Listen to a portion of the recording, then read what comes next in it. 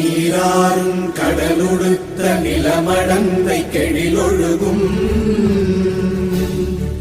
சீராறும் மதனமென திகழ்வரத கண்டனிதில்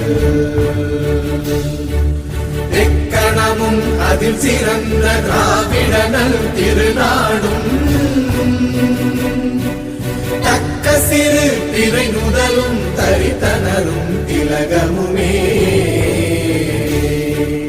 அத்திலக வாசனை போல் அனைத்துலகும் இன்பமுற